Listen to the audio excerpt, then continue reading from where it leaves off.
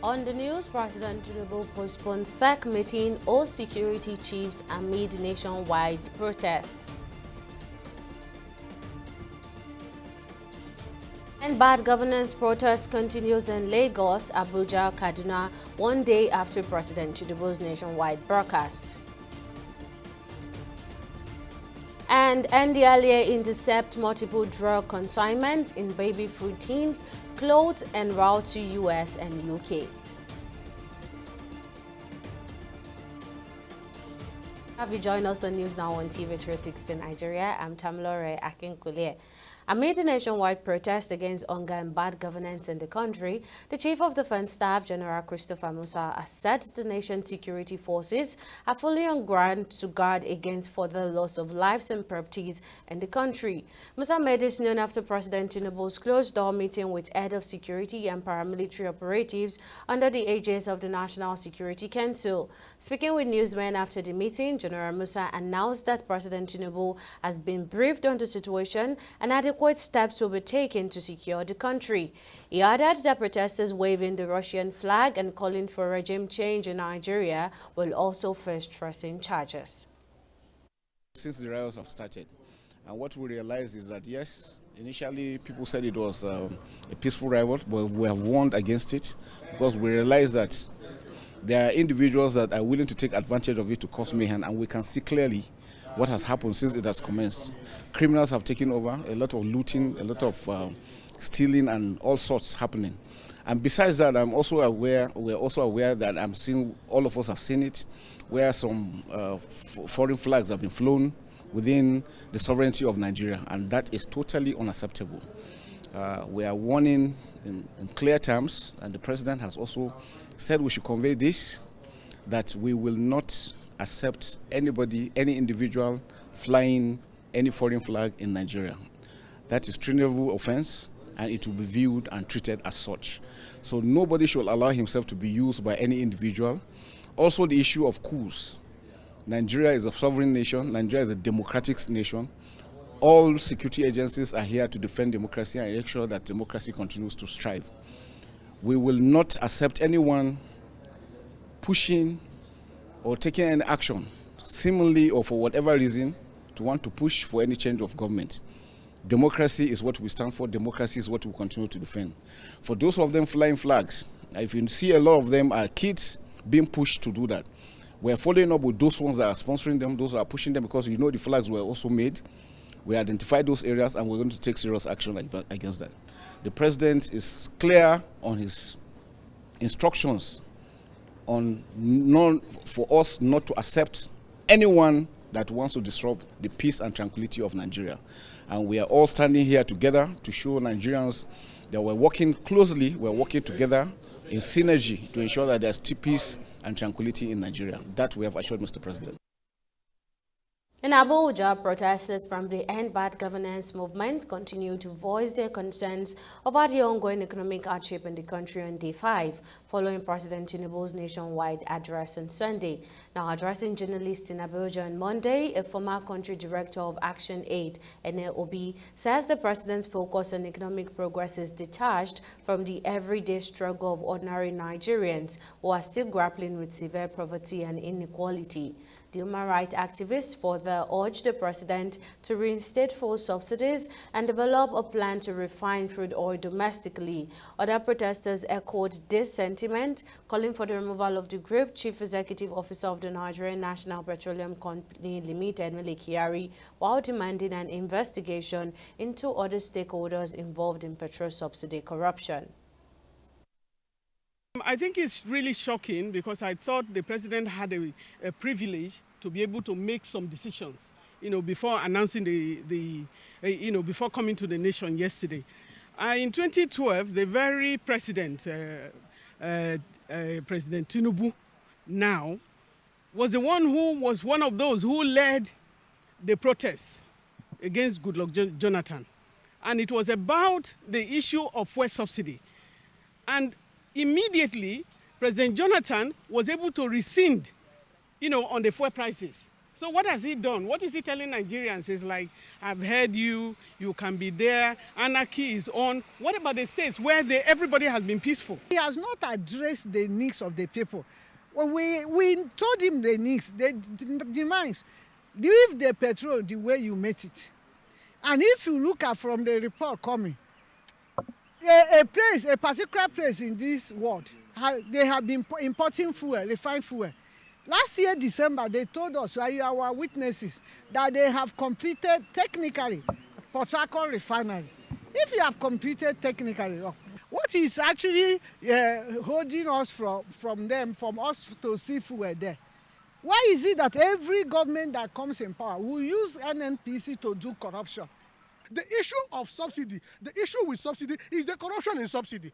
Now with the removal, we have all now realized that all Nigerians benefited from subsidy, either directly or indirectly. It is not obvious to us. It is palpable. So now the president should humble himself, remove the corruption. The corruption in subsidy was perpetrated and presided over by Mele Kyari, who is the group managing director of NNPC. Why is Mele Kyari still in office? Why is Tinubu celebrating a failure? A corrupt person, somebody that gave us false projection, daily consumption. President Tinubu had on Sunday made a nationwide public broadcast on the protest of economic hardship in the country. The president claims that the ongoing protests are partially politically motivated and has been seen by many as a stark misrepresentation of the genuine grievances driving the demonstration. Now, here is a part of what the president said. My fellow Nigerians, I speak to you today with a heavy heart and sense of responsibility, aware of the turmoil and violent protests unleashed in some of our states. Notably, among the protesters were young Nigerians who desired a better and more progressive country where their dreams, hope, and personal aspiration will be fulfilled. I am especially pained by the loss of lives in Borno, Jigawa, Kano, Kaduna, and other states, the destruction of facilities in some states, and the wanton looting of supermarkets and shops, contrary to the promise of protest organizers that the protest will be peaceful across the country. The destruction of properties set us back as a nation, as scarce resources will be again used to restore them. Let's get more reactions from political affairs analyst Jide Ojo, who joins us from Abuja. Now, you've listened to President Tinubu's address, and can you please tell us your thought on his response to the protests?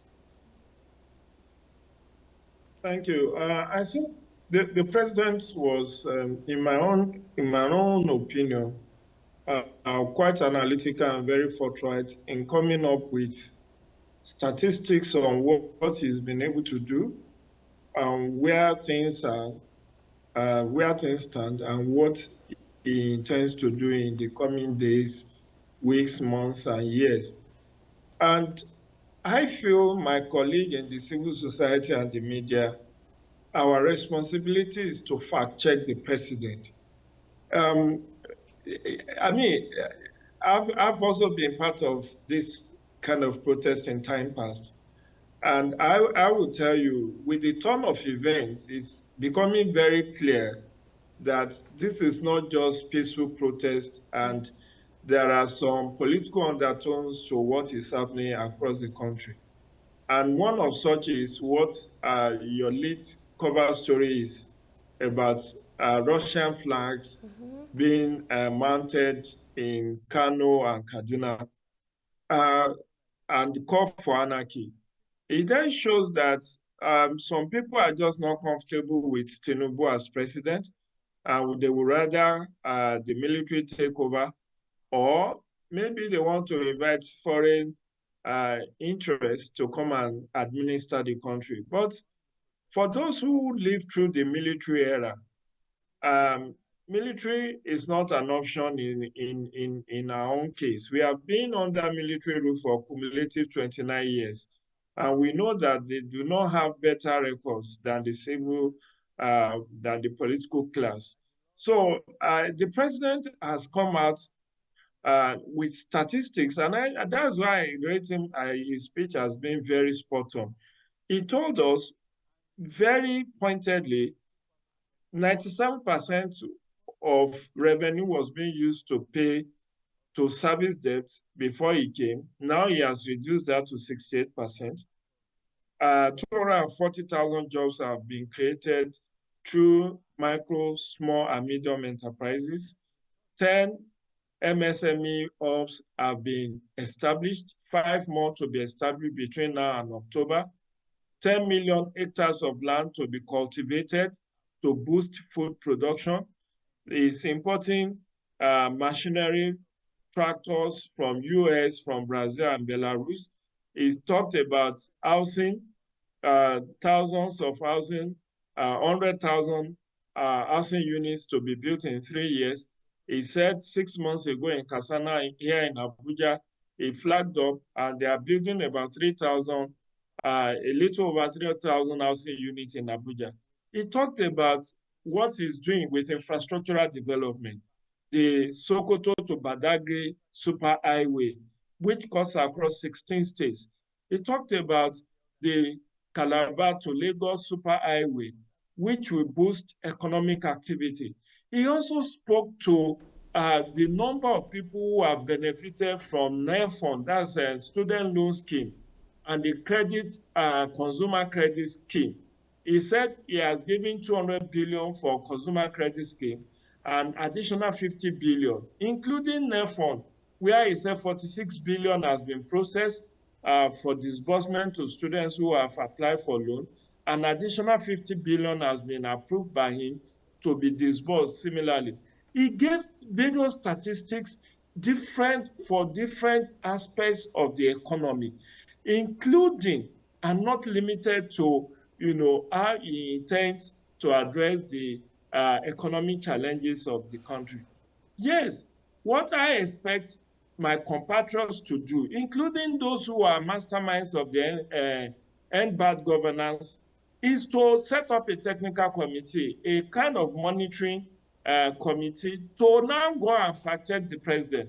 With those statistics, is he lying? Is he lying about those 240,000 jobs that the jobs that have been created? He said 600,000 persons have benefited from nano business support, additional 400,000 to benefit. All of these statistics are what I feel we should dwell on.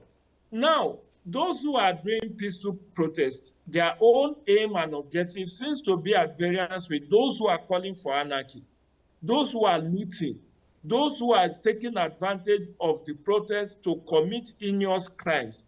And it is these people I'm very wary of. I'm not afraid of those who are engaging in peaceful protest.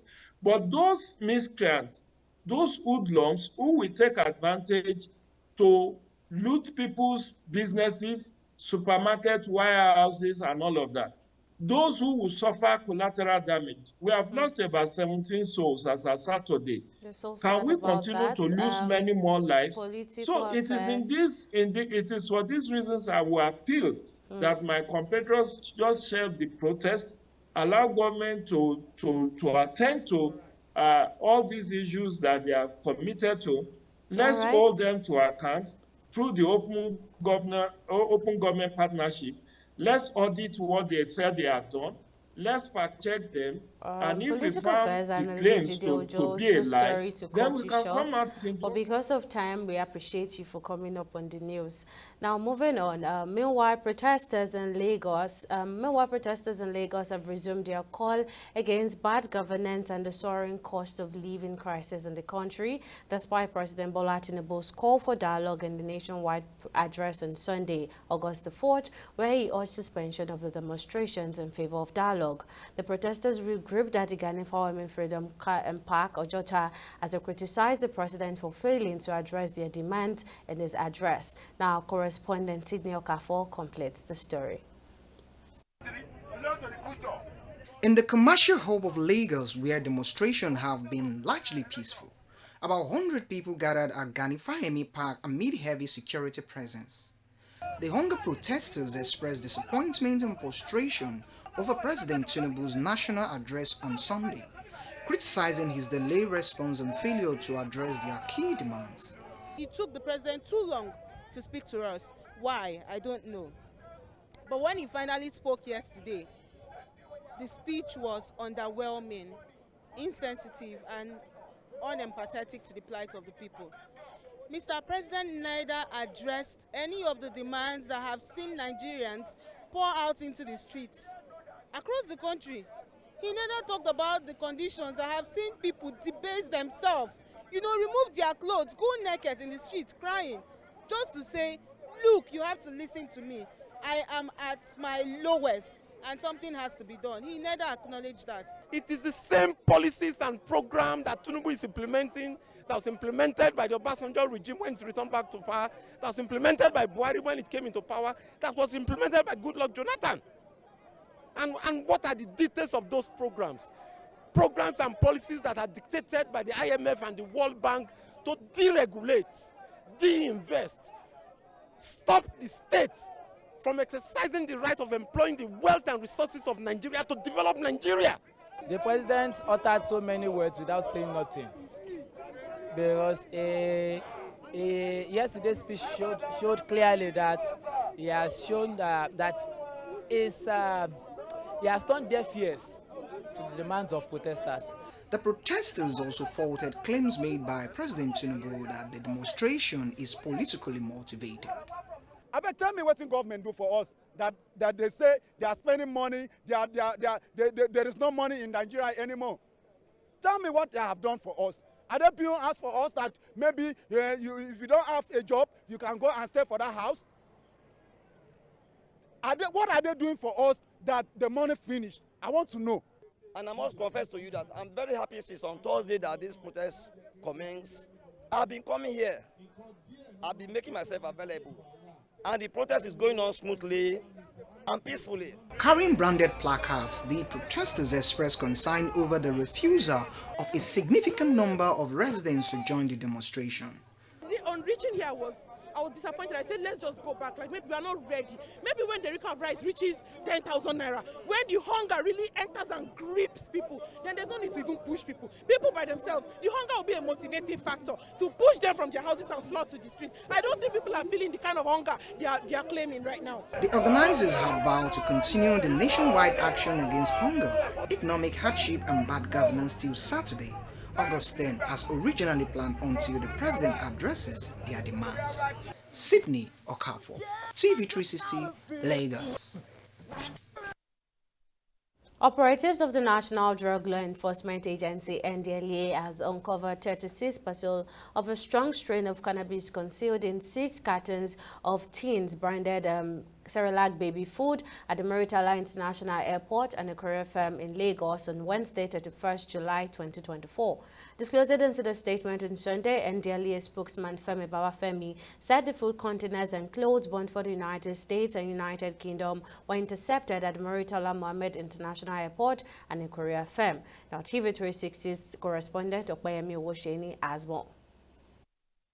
The concealed Cerelac tins containing the multiple consignment of illicit drugs were all factory sealed at the top, while they tampered with the bottom through which they put the substances, covered with loose quantities of the infant cereal meal to prevent discovery.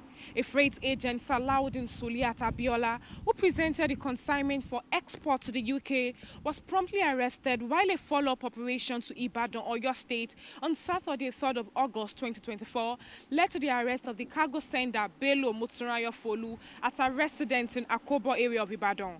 5 different shipments of opioids and other psychoactive substances concealed in clothes and other items meant for export to the US and UK were intercepted on Monday, July 29, 2024 at a logistics company in Lagos State. In a separate operation on Friday, August 2nd, 2024, NDLEA operatives stationed at the Tinkan port in Lagos recovered 77 packages of Canadian loud during a joint examination of some containers with men of the Customs Service and other officers. Now, 2 suspects have been taken into custody. Additionally, no fewer than 50 bags of cannabis with a gross weight of 520 kilograms were recovered in Isuada or Council area of Ondo State, and 5 suspects were arrested in Itaogbolu Forest, Akure North local government area of the state. In Edo State, 22.5 bags of cannabis weighing 220 kilograms were recovered from Egbeta community, Ovia Northeast area on Tuesday, July 30th, 2024, while another 40 blocks of the same substance weighing 19.2 kilograms was seized along the Okene-Lokoja Highway in a commercial bus traveling from Lagos to Kano State. Now, reacting to these seizures and arrests, the chairman and chief executive officer of the NDLEA, retired Brigadier General Mohammed Buba Marwa, commended the officers and men of NMMIA Kogi, Edo, Ondo, Lagos, and Tinkan commands for their work in reducing drug supply in Nigeria and urged them to maintain their zeal and momentum. Okpayemi Owosheni, TV360 News, Lagos. We'll take a short break here, but still to come, military takes over in Bangladesh following Prime Minister's resignation. Stay with us for more details.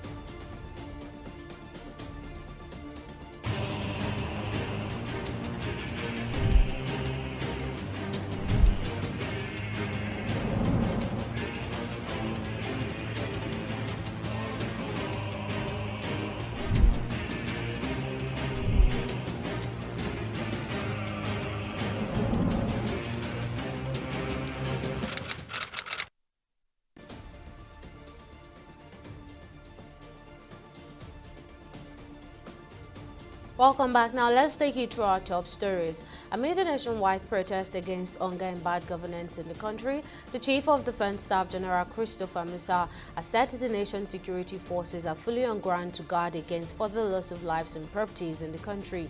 Musa made this known after President Tinubu's closed-door meeting with heads of security and paramilitary operatives under the aegis of the National Security Council. Speaking with newsmen after the meeting, General Musa announced that President Tinubu has been briefed on the situation and adequate steps will be taken to secure the country. He added that protesters waving the Russian flag and calling for regime change in Nigeria will also face treason charges. Mr. told you the operatives of the National Drug Law Enforcement Agency (NDLEA) has uncovered 36 parcels of strong strain of cannabis concealed in 6 cartons of tins of branded Cerelac baby food at the Mohammed International Airport and a courier firm in Lagos, Wednesday, 31st July 2024. Disclosing this in a statement on Sunday, NDLEA spokesman Femi Babafemi said the food containers and clothes bound for the United States and United Kingdom were intercepted at the Maritala International Airport and a courier firm. Now, in case you missed any of our news bulletin or for more updates, you can catch us on Limes World TV and AVO TV or log on to our website on www.tv360nigeria.com. You can also follow us on our social media platforms on Twitter, Instagram, and YouTube at TV360 Nigeria, or download our mobile app on Google Play Store, Huawei App Gallery, and Apple Store. On Facebook, we're at TV360 Online.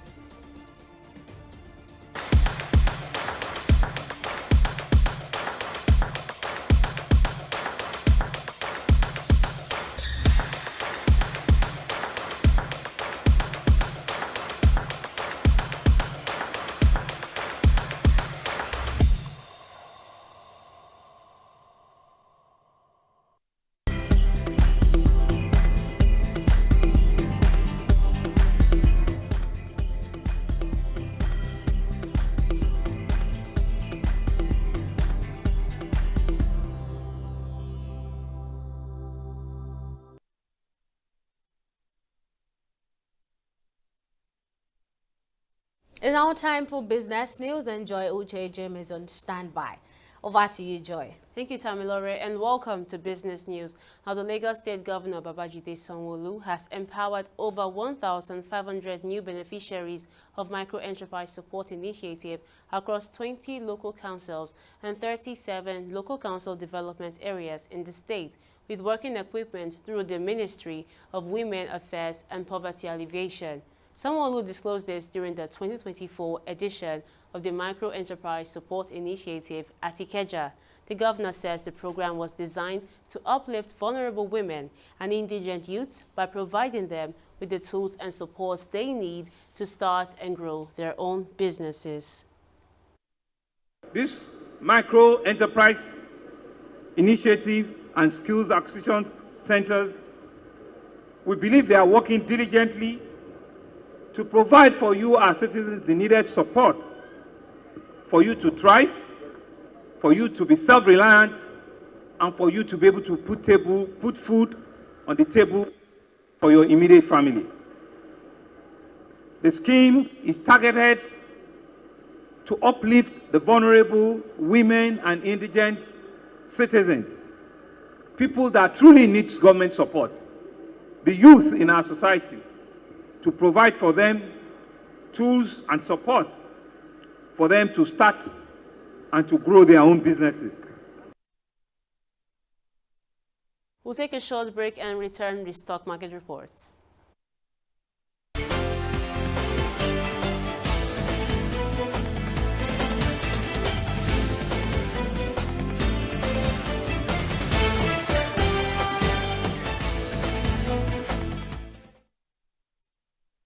It's the first trading day of the week, and the bears are seemingly not willing to relinquish their position as Nigerian stock market has recorded its first negative session, reducing by 0.17%. Now, leading the laggards, we have Champs, which came out last with an end-of-day price depreciation of 10% at ₦1.98, followed by University Press. Now, at the end of the first weekday of trading on the Nigerian Stock Exchange, over 300 million volumes of shares in 9,738 deals, corresponding to a market value of 6.2 billion naira, were traded. And on the foreign scene, global markets are in turmoil as a wave of selling grips equities globally, and as a result, the bears have ravaged through the equities in what analysts would call a Black Monday. Now, switching over to the forex, the naira dipped further to trade at 1,605 naira to a dollar on the black markets. The British pounds are also experiencing a dip to trade at 2,100 naira. Now, while euros traded at 1,750 naira to a naira. Now, that wraps up our business and stock market reports. Back to you, Tammy, for the rest of the news. Thank you for the update, Joy. Now, on the global scene, following days of protest in Bangladesh, Prime Minister Sheikh Hasina has resigned and fled the country. A resignation comes after 300 people have died in the deadly violence. And addressed to the nation on Monday, the country's Army Chief General Weka Uza Zaman announced that an interim government will now run the country. Now, TV360 senior correspondent Deji Badimosi had a one-on-one with Professor Aja Angrinaga University in Bangladesh, Shahab Enam Khan, to give more insight on the situation. Prof, thank you very much for coming on the show. Let me start by asking you, what exactly is the situation in Bangladesh as we speak, especially in Dhaka, where you are? Thank you very much, Deji. The situation at the moment is quite cheerful because the former Prime Minister is gone. The political party she headed is gone. And people wanted a democracy back, but we are far away from democracy at the moment. And then obviously we are also getting some sort of news of sporadic conflicts, because we understand that the ruling party, I mean the immediate past ruling party, is trying to make a little bit of political space, but certainly that's not going to happen. So overall, the situation has come down. No emergency has been enforced by the military chief, and there is no reasons for violence persisting, and the law enforcement agencies are behaving much better than what they used to do over the past 2 weeks. So who is likely going to head the interim government that the military chief talked about? Is the military going to run things from this point? No, I mean, what we have heard, and we heard with full assurance that this is going to be probably headed by a former civil service person, or maybe a judicial actor, or somebody who is not associated with the politics directly and who has credibility among all the political parties. And this is going to be essentially a civil society and a bit of political society led interim government, which aspires to deliver 3 things. First is the public law and order. Second is to create an environment for elections in a reasonable time. And the third issue is economy, which is in a dire situation despite impressive growth and development in the country. Just before I let you go, do you think the opposition BNP stands to gain from this politically? Certainly, certainly. But I won't say that it is going to be very easy because many of the protesters are the first-time voters, or many of them have never voted, and they have a very failed memory of BNP because it's 15 years, and even if somebody was 15 years old when this party came to power, they're 30 and never voted. So therefore, I think the major challenge for BNP would be to regain its acceptance among the youth who has led this particular political movement, and then also have to go and reach out to the public and pitch for their acceptability that they're not going to be an ultra-right or pro-right or far-right political entity. And then, of course, the Bangladesh's neighbor, India, has always put all his eggs in one basket, which is Awami League. So therefore, the Indians will also have a very difficult time to see that BNP comes as a viable alternative. I see. Well, Professor Shahab Enam Khan, thank you very much for your time and thanks for talking to us.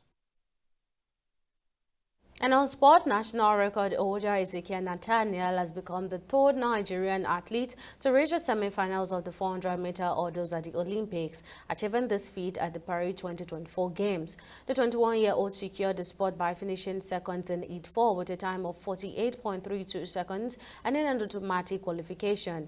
Nathaniel's impressive performance marked the fourth fastest time he has run in the 400-meter hurdles, demonstrating his current form. He's the first Nigerian athlete to reach the semi-finals of this event in 12 years. And that wraps up our bulletin. Many thanks for watching. See you again next time.